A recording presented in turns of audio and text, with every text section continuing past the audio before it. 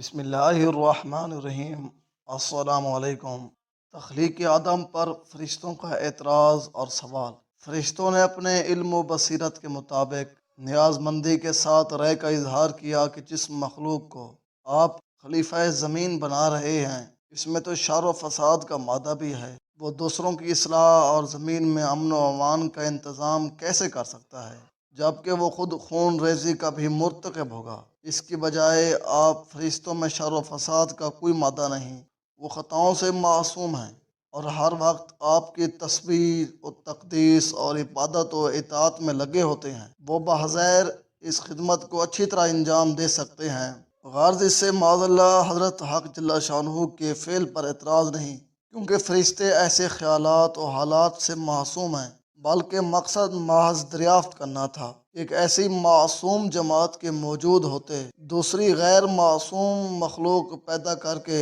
یہ کام اس کے حوالے کرنا اور اس کو ترجیح دینا کس حکمت پر مبنی ہے؟ چنانچہ اس کے جواب میں پہلے تو حق تعالیٰ نے اجمالی طور پر یہ فرمایا، انی عالم ما لا تعلمون، یعنی تم خلافت الہیہ کی حقیقت اور اس کے لوازم سے واقف نہیں، اس لیے یہ سمجھ رہے ہو کہ ایک معصوم مخلوق ہی اس کو انجام دے سکتی ہے۔ اس کی پوری حقیقت کو ہم جانتے ہیں۔ اس کے بعد فرشتوں کو اس کا کچھ تفصیلی علم کرانے کے لیے ایک خاص واقعے کا اظہار کیا گیا کہ تمام کائنات عالم کے نام اور ان کے خواص و آثار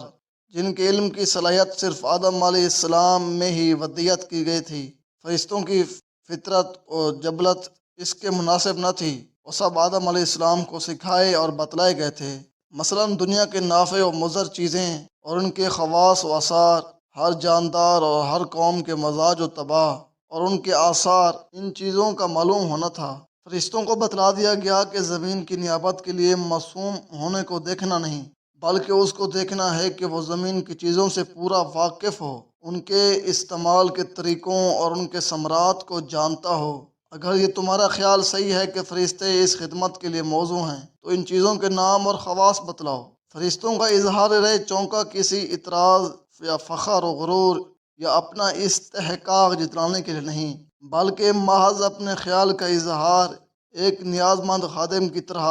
اپنے خدمات پیش کرنے کے لیے تھا، اس لیے فوراً بول اٹھے، پاک ہیں آپ، ہم کو علم نہیں مگر وہیں جو آپ نے عطا فرمایا، بے شک آپ بڑے علم و حکمت والے ہیں۔ جس کا حاصل اپنے خیال سے رجوع اور اس کا اقرار تھا کہ زیادہ علم و افضل مخلوق بھی موجود ہے، اور یہ کہ زمین کی نیابت کے لیے وہی موضوع ہیں۔ دوسرا سوال، فرشتوں کو اس کی کیسے خبر ہوئی کہ انسان خون ریزی کرے گا؟ کیا انہیں علم غیب تھا یا محض اٹکل اور تخمینہ سے انہوں نے یہ سمجھا تھا؟ اس کا جواب جمہور محققین کے نزدیک یہ ہے کہ اللہ تعالیٰ نے ہی ان کو انسان کے حالات اور اس کے ہونے والے معاملات بتلا دیے تھے، جیسا کہ بعض آثار میں ہے کہ جب اللہ تعالیٰ نے فرشتوں سے آدم علیہ السلام کو خلیفہ زمین بنانے کا ذکر فرمایا تو فرشتوں نے اللہ تعالیٰ ہی سے اس خلیفے کا حال دریافت کیا۔ اللہ سبحانہ و تعالیٰ نے ہی ان کو بتلایا۔ اس سے فرشتوں کو تعجب ہوا کہ جب انسان کا یہ حال ہے کہ وہ فساد و خون ریزی بھی کرے گا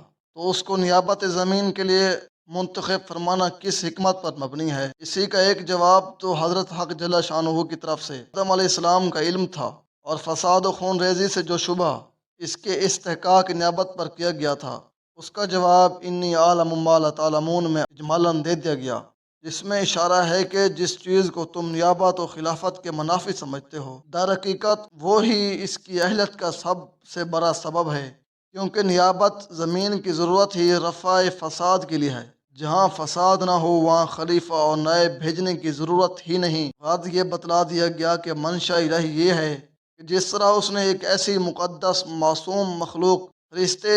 شیاطین پیدا کر دیے جن میں نیکی اور بھلائی کی صلاحیت نہیں، اسی طرح ایک ایسی مخلوق بھی پیدا کرنا منشا خدا بندی ہے جس میں خیر و شر، نیکی اور بدی کا مخلوط مجموعہ ہو،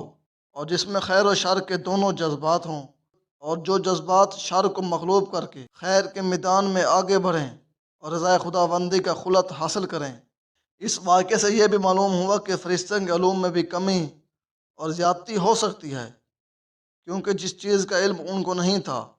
آدم علیہ السلام کے ذریعے ان کو بھی ان چیزوں کا اجمالی طور پر کسی نہ کسی درجے میں علم دے دیا گیا۔